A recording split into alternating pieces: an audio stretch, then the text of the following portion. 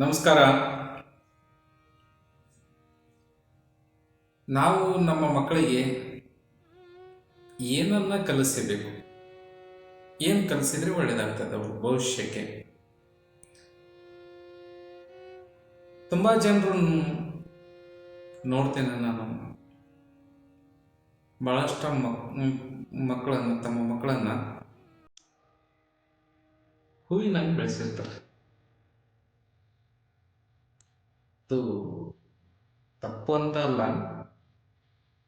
ಅಷ್ಟು ಪ್ರೀತಿ ಮಕ್ಕಳ ಮೇಲೆ, ಅವ್ರಿಗೊಂಚೂರು ನೋವಾಗಬಾರ್ದು, ಅವ್ರು ಒಂಚೂರು ಕಷ್ಟಪಡಬಾರ್ದು. ಹೀಗೆ ಅವರನ್ನು ಹೂವಿನಂತೆ ಬೆಳೆಸಿರ್ತಾರೆ. ಇಲ್ಲಿ ಒಂದು ವಿಚಾರ, ನಮ್ಮ ಮಕ್ಕಳು ಸಬಲರಾಗಬೇಕು ಅಥವಾ ದುರ್ಬಲರಾಗಬೇಕು ಅನ್ನೋ ಪ್ರಶ್ನೆ ನಮ್ಮ ಎದುರು ಇಟ್ಕೋಬೇಕು. ನಾವು ಎಲ್ಲರ ಉತ್ತರ ಒಂದೇ ಇರ್ತದೆ. ಅದಕ್ಕೆ ನಿಮ್ಮ ಎಲ್ಲರ ಉತ್ತರ ಒಂದೇ. ನಮ್ಮ ಮಕ್ಕಳು ಯಾವತ್ತೂ ಸಬಲರಾಗಬೇಕು, ಎಂದೂ ದುರ್ಬಲರಾಗಬಾರದು. ಎಲ್ಲ ತಂದೆ ತಾಯಿಗಳ ಬಯಕೆ ಇದೆ. ಆದರೆ ಬಯಕೆ ನಮ್ಮ ಮಕ್ಕಳು ಸಬಲರಾಗಬೇಕು. ಆದರೆ ನಾವು ನಮ್ಮ ಮಕ್ಕಳನ್ನು ತುಂಬಾ ದುರ್ಬಲಗೊಳಿಸ್ತಾ ಇದ್ದೀವಿ. ಹೇಗೆ ನೋಡಿ, ಮಕ್ಕಳು ಒಂಚೂರು ಕಷ್ಟಪಡಬಾರ್ದಂತೀವಿ ನಾವು, ಅಲ್ರಿ? ಕಷ್ಟಪಡಲಿಲ್ಲ ಅಂದ್ರೆ ಅವು ಹೆಂಗ್ ಗಟ್ಟಿ ಆಗ್ತಾವ? ಗಟ್ಟಿ ಆಗಲ್ಲ. ಗಟ್ಟಿ ಹಾಕ್ಬೇಕಂದ್ರ ನಾವು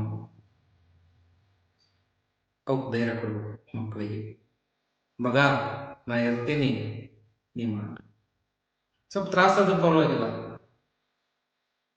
ಮುನ್ನಡಿ, ಎಂದು ನಾ ಇರ್ತೀನಿ ಅನ್ನೋ ಬೆಂಬಲ ನೀವು ಕೊಡ್ಬೇಕು ಹೊರತು ಅವರ ಎಲ್ಲ ಕೆಲಸಗಳನ್ನು ನೀವು ಮಾಡಬಾರ್ದು, ಅವರ ಎಲ್ಲ ಬೇಡಿಕೆಗಳನ್ನು ನೀವು ಪೂರೈಸಬಾರದು. ಅದು ಒಳ್ಳೆ ಬೇಡಿಕೆನೋ ಕೆಟ್ಟ ಬೇಡಿಕೆನೋ, ಅದರಿಂದ ಅವ್ರಿಗೆ ಪೂರಕನೋ ಮಾರಕನೋ ವಿಚಾರ ಮಾಡಲ್ಲ. ನಮ್ಮ ಮಕ್ಕಳಿಗೆ ನಾವು ಕೊಡ್ಬೇಕು, ಅವ್ರಿಗೇನು ಕೊರತೆ ಮಾಡಬಾರ್ದು ಅನ್ನೋ ಒಂದು ಕುರುಡುತನದಲ್ಲಿ ನಾವು ತಪ್ಪು ಮಾಡಿಬಿಡ್ತೀವಿ. ನಮ್ಮ ಮಕ್ಕಳನ್ನ ದುರ್ಬಲ ಮಾಡೋಕೆ ಮಾಡ್ತೀವಿ.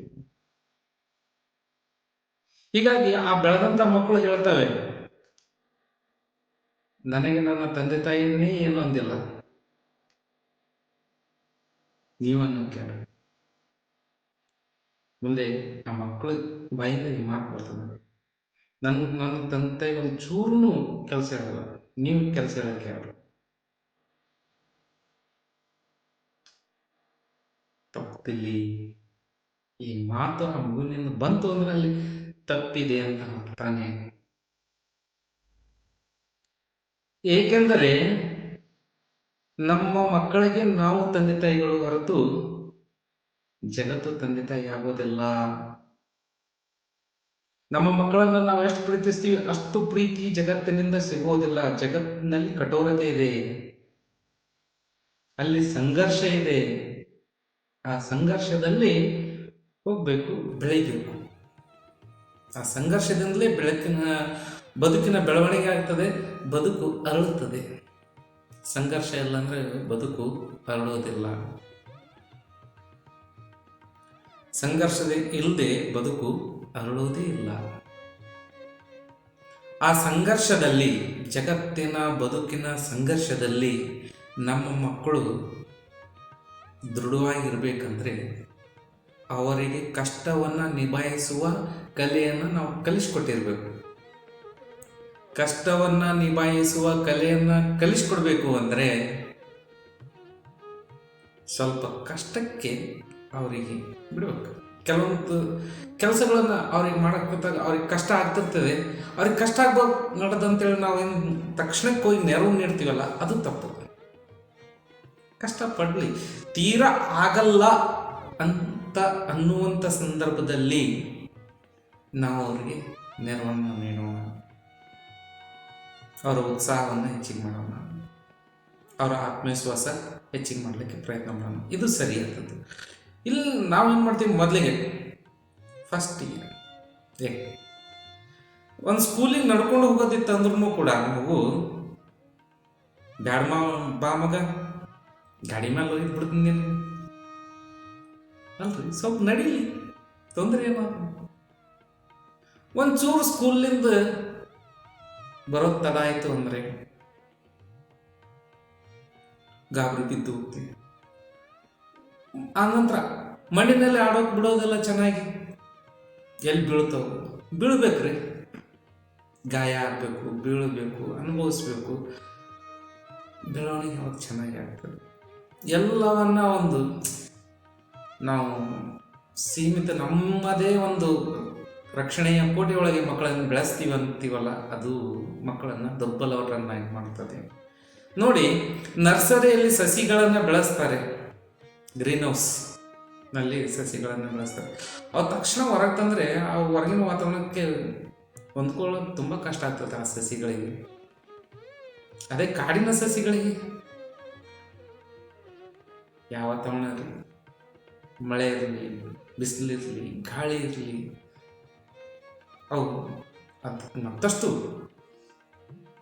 ಉತ್ಸಾಹದಿಂದ ಬೆಳೀತಾರೆ. ಹಾಗೆ ನಮ್ಮ ಮಗುನು ಕೂಡ ಆಗಬೇಕು, ಮತ್ತಷ್ಟು ಉತ್ಸಾಹದಿಂದ ಬೆಳೆಯುವಂತ ಆಗಬೇಕಾದ್ರೆ ಅದಕ್ಕೆ ಎಲ್ಲ ಪೆಟ್ಟುಗಳು ಬೀಳಬೇಕು.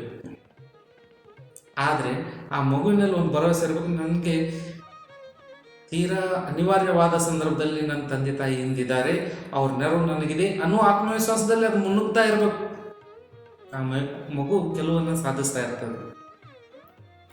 ಸೋತಾಗ ಬೈಬಾರ್ದು, ಉತ್ಸಾಹ ತುಂಬ್ರಿ. ಸೋಲು ಬದುಕಿನ ಒಂದು ಅನಿವಾರ್ಯ ಅನ್ನೋದನ್ನು ಕಲಿಸ್ಕೊಡ್ರಿ. ಬದುಕಿನಲ್ಲಿ ನಾವೆಲ್ಲ ಕಡೆ ಗೆಲ್ಲೋಕೆ ಸಾಧ್ಯನೇ ಇಲ್ಲ. ನಿಮ್ಮ ಮಗುನು ಅಷ್ಟೇ, ಮುಂದೆ ದೊಡ್ಡದಾದಾಗ ಅದು ಎಲ್ಲ ಕ್ಷೇತ್ರದಲ್ಲಿ ಗೆಲ್ಲೋಕೆ ಸಾಧ್ಯನೇ ಇಲ್ಲ.